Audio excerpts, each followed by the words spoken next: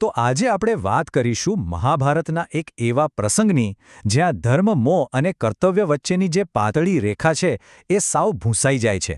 એક એવો પ્રસંગ જે આજે પણ આપણને વિચારતા કરી દે છે. મહાન યોદ્ધા કર્ણનું આ એક વાક્ય આખે શબ્દો નથી, આ તો એમના આખા જીવનનો સિદ્ધાંત છે. અને આ જ સિદ્ધાંત એક એવા મોટા સંઘર્ષને જન્મ આપે છે જ્યાં દૈવી વરદાન અને માણસની મહેનત બંને સામસામે આવીને ઊભા રહી જાય છે. તો આ આખી વાર્તા છે ને એ કોઈ યુદ્ધના મેદાનમાં શરૂ નથી થતી. એની શરૂઆત થાય છે બે શક્તિશાળી પિતાના મનમાં ચાલતા દ્વંદ્વથી. એક બાજુ છે ધર્મ અને બીજી બાજુ છે પુત્ર માટેનો મોહ. જરા વિચારો, સૂર્યદેવ, જેનું કામ જ છે રોજ સવારે ઊગીને દુનિયાને અજવાળો આપવાનું, એ જ સૂર્યદેવ આજે ઉગવાની ના પાડી દે છે. કેમ? બસ પોતાના દીકરા કર્ણને બચાવવા માટે. એમને ખબર છે કે કર્ણ એક એવું દાન આપવા જઈ રહ્યો છે જેનો જીવ લઈ શકે છે. એટલે કુદરતનો નિયમ તોડીને પણ એ દિવસને રોકી દે છે. અને એ જ વખતે બીજી બાજુ દેવોના રાજા ઇન્દ્ર પણ પૃથ્વી પર આવી પહોંચ્યા છે. પણ એ આવ્યા છે બ્રાહ્મણના રૂપમાં. એમના મનમાં પણ પુત્ર પ્રેમ જ છે, પણ ફરક એ છે કે એને પૂરો કરવા માટે છલનો રસ્તો અપનાવે છે. એમનું લક્ષ્ય એક જ છે, અર્જુનના સૌથી મોટા દુશ્મન કર્ણને શક્તિહીન કરી દેવો. તો જુઓ, અહીંયા બે પિતા છે અને બંનેની સ્થિતિ કેટલી અલગ છે. એક છે સૂર્યદેવ, જે પોતાના ધર્મ અને પુત્ર પ્રેમ વચ્ચે પીસાઈ રહ્યા છે, અને બીજા છે ઇન્દ્ર, જે પુત્રના મોહમાં એટલા ડૂબી ગયા છે કે દેવોના રાજા થઈને પણ છળકપટ કરવા તૈયાર છે. આ યુદ્ધ ખરેખર તો ધર્મ અને મોહનું છે. ચાલો હવે સીધા એ દૃશ્ય પર જઈએ જ્યાં આ બધું નાટક ભજવાઈ રહ્યું છે, અને જોઈએ કે કર્ણ, જે બધું જ જાણે છે, એ કેવી રીતે પોતાના વચન પર અડગ રહે છે. હવે કર્ણ કંઈ કાચાપોચા ખેલાડી તો હતા નહીં.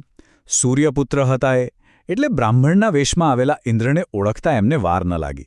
એ બરાબર સમજી ગયા હતા કે આ કોઈ સામાન્ય યાચક નથી, આ તો ખુદ એમનો જીવ માંગવા આવ્યા છે. પણ તેમ છતાં કર્ણ પોતાના દાનના વચનમાંથી 1 ઇંચ પણ પાછળ હટવા તૈયાર નહોતા. અને પછી કર્ણ જે કહે છે એ સાંભળવા જેવું છે. એ ઇન્દ્રને કહે છે કે સૂર્યદેવે એ કર્યું જે એક પિતાનો ધર્મ છે, તમે એ કર્યું જે એક પિતાનો મોહ છે, અને હવે હું એ કરીશ જે એક યોદ્ધાનું કર્તવ્ય છે. મતલબ કે એક જ વાક્યમાં આખી પરિસ્થિતિનો નિચોડ આપી દીધો. એમણે બતાવી દીધું કે સૂર્યના ધર્મને પણ સમજે છે, ઇન્દ્રના મોહને પણ પોતે તો પોતાના કર્તવ્યના માર્ગે જ ચાલશે. અને આ જ વાત કર્ણને મહાન બનાવે છે. એમના માટે એમની અસલી તાકાત શું હતી? એમને જન્મથી મળેલું પેલું અભેદ્ય કવચ? ના, એમના માટે એમની અસલી તાકાત હતી એમની મહેનત, એમનું કૌશલ્ય, એમનું પરાક્રમ. એટલે તો એમને કવચ આપી દેવામાં કોઈ વાંધો જ નહોતો. એમને દુનિયાને બતાવવું હતું કે કર્ણની ઓળખ કોઈ દૈવી વરદાનની મોહતાજ નથી, એ તો પોતાના બાવડાના જોરે બનેલી છે. કર્ણની આ વાત સાંભળીને ઇન્દ્રનો જે થોડો ઘણો સંકોચ હતો એ પણ જતો રહ્યો, અને એમણે સીધું જ માંગી લીધું. કર્ણના કવચ અને કુંડળ, એ જ વસ્તુ જે કર્ણને અજેય બનાવતી હતી. વિચારો, આ કોઈ સામાન્ય દાન નહોતું, આ તો સામે ચાલીને મોતને આમંત્રણ આપવા જેવું હતું. તો હવે આ દાન તો અપાઈ ગયું, પણ એ પછી જે થયું ને, એનાથી તો ધર્મ અને અધર્મની આખી વ્યાખ્યા જ બદલાઈ ગઈ. ચાલો જોઈએ કેવી રીતે. ત્યાં જે દ્રશ્ય સર્જાયું ને એ ખરેખર અવિશ્વસનીય હતું. કર્ણે જરા પણ વિચાર્યા વગર પોતાના જ શરીરનો ભાગ, પોતાની ચામડી સાથે જોડાયેલું એ કવચ, પોતાના હાથે જ ચીરીને કાઢી નાખ્યું અને ઇન્દ્રને આપી દીધું. આને તમે દાન કહેશો? ના, આ તો બલિદાનની ચરમસીમા હતી. કામ તો પૂરું થઈ ગયું, ઇન્દ્રને જે જોઈતું હતું એ મળી ગયું. પણ એક સવાલ, એક મોટો સવાલ પાછળ છૂટી ગયો. શું આ ખરેખર ન્યાય હતો કે પછી છલ? શું આને દાન કહી શકાય કે ધર્મના ઓઠા હેઠળ થયેલો સૌથી મોટો અધર્મ? અને આ સવાલ એ ખાલી આપણને જ નહીં, મહાભારતના દરેક પાત્રને છેક અંત સુધી સતાવતો રહ્યો. અને હવે વાર્તામાં આવે છે સૌથી મોટો ટ્વિસ્ટ. આ બધું કોના માટે થયું? અર્જુન માટે, બરાબર? પણ એ જ અર્જુન જ્યારે આ વાત જાણે છે ત્યારે એ ખુશ થવાને બદલે પોતાના પિતા ઇન્દ્ર પર ગુસ્સે ભરાય છે. એ કહે છે કે આ તમે છલ કર્યું છે પિતાશ્રી. અર્જુનને આ મદદ ન લાગી. એને તો આ પોતાની આવડતનું, પોતાના સન્માનનું અપમાન લાગ્યું. એને આવી છળકપટથી મળેલી જીત જોઈતી જ નહોતી. સારું, તો કર્ણનું બલિદાન થઈ ગયું, અર્જુનનો ગુસ્સો પણ આપણે જોઈ લીધો. પણ વાર્તા અહીંયા પૂરી નથી થતી. હજી એક છેલ્લો અને બહુ જ રસપ્રદ વળાંક બાકી છે.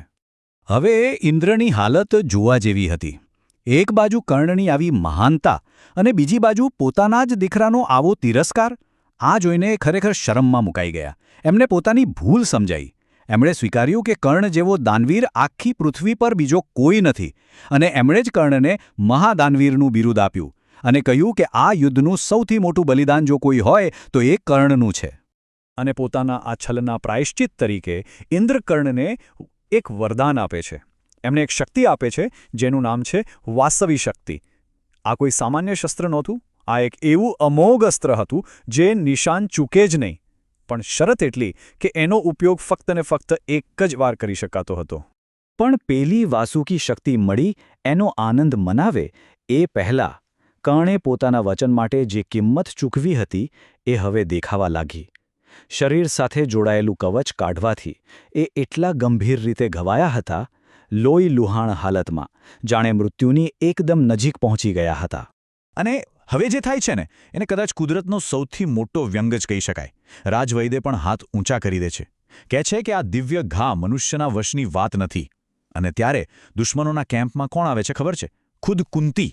અને એ પોતાના જ પુત્રો નકુલ અને સહદેવ, જે સારવારમાં નિષ્ણાત હતા, એમને કર્ણને બચાવવાનો આદેશ આપે છે. અર્જુન પણ આ વાતમાં સંમત થાય છે. એ કહે છે કે એને કર્ણને હરાવવો છે, પણ આમ ઘાયલ અવસ્થામાં નહીં, પૂરી તાકાતથી લડતા કર્ણને, એક યોગ્ય યુદ્ધમાં.